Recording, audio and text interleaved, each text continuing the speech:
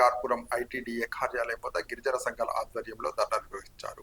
ITDA పీఓకు వినతి పత్రం అందజేశారు. ఈ సందర్భంగా రైతు కూలీ సంఘం రాష్ట్ర అధ్యక్షురాలు ఝాన్సీ మాట్లాడుతూ ప్రధానమైన 3 కారణాలతో ధర్నా నిర్వహిస్తున్నామని, అందులో ఒకటి ఎల్ఎన్డి పేట, నాగపాలెం, ప్రగాఢపల్లి, వింజరం రెవెన్యూ గ్రామాల్లో గత 3 దశాబ్దాలుగా సాగు చేసుకున్నటువంటి భూములకు సాగు హక్కు కల్పించి వెంటనే పట్టాలు ఇవ్వాలి.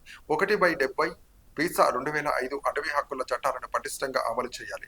పోలవరం ఆర్ పునరావాస కాలనీలైన తెల్లవరం గ్రామానికి చెందిన నిర్వాసితులకు పునరావాసం కల్పించాలి. అడవి భూమి ఇవ్వాలని చెక్ డ్యాంలు లేకపోవడం వలన సాగు చేసుకుంటున్నటువంటి భూమి ముంపుకు గురవుతుంది. ప్రభుత్వం వెంటనే చెక్ డ్యాంలను నిర్మించి సాగుకి రక్షణ కల్పించాలని కోరారు. అటవీ ఉత్పత్తులు గిట్టుబాటు ధర కల్పించాలి. జీవో నెంబర్ 3లో ఉన్నటువంటి గిరిజనులకు ఉద్యోగాలను కల్పించాలని డిమాండ్ చేశారు. మన దేశంలో వ్యవసాయాన్ని బాగా మేము అభివృద్ధి చేస్తాం, బ్రహ్మాండంగా మేము నడిపిస్తాం.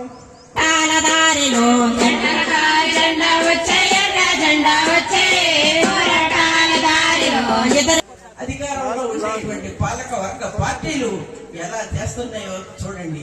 కనుక వీటన్నిటికీ వాళ్ళకి కావాల్సినటువంటి దాంట్లో అదంతా నువ్వు చేయకుండా ఏం చేస్తున్నావు మోడీ? నువ్వు రైతుకు సరిగ్గా చేస్తున్నావా లేదా, రైతు నీకు పడుతున్నాడా లేదా అనేటువంటి పద్ధతి ఉంటుంది. మరి ఇంతకు ముందు కామ్రేడ్ రామారావు గారు చెప్పారు ఏమిటి, ఇక్కడ నాకు తెలిసిన మేరకి ఈ వెస్ట్ గోదావరి అంటే పశ్చిమ గోదావరి జిల్లాలో పోరాటం చేస్తూ ఉన్నటువంటి సంఘం, ఆ పోరాటంలో ఉన్నటువంటి ప్రెసిడెంట్ ఇంతకు ముందే మన కళాకారులు పాడారు. కారం పార్వతకుని గుర్తు చేసుకుని మరి ఇక్కడ ఉండేటువంటి వందలాది ఎకరాలు ఉన్నటువంటి కోత రామచంద్రమూర్తి చేతుల్లో ఉండేటువంటి భూమిని లాక్కుని మాకు భూమి కావాలి.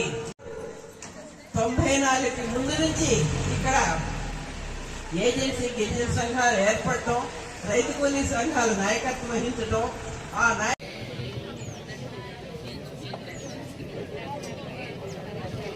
Okay sir, thank you sir.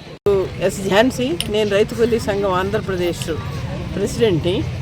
ఇక్కడ మేము ఈరోజు ఏజెన్సీ గిరిజన సంఘంగా, రైతు కూలీ సంఘం ఆంధ్రప్రదేశ్గా ఇక్కడ ఉండేటువంటి గత 3 దశాబ్దాల నుంచి ప్రజలు ఎదుర్కొంటున్నటువంటి భూమి సమస్య, సాగు సమస్య, అనేక సమస్యల మీద ఈరోజు ఇక్కడ వందలాది మంది గిరిజనులతోటి సుమారు 40-50 గ్రామాల్లో వచ్చినటువంటి వాళ్ళందరితోటి మేము ఇక్కడ ధర్నా చేస్తున్నాం.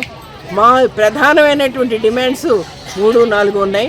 ఇంకా అనేక డిమాండ్స్ ఇందులో ఉన్నా ముఖ్యమైనటువంటి చెప్పాలంటే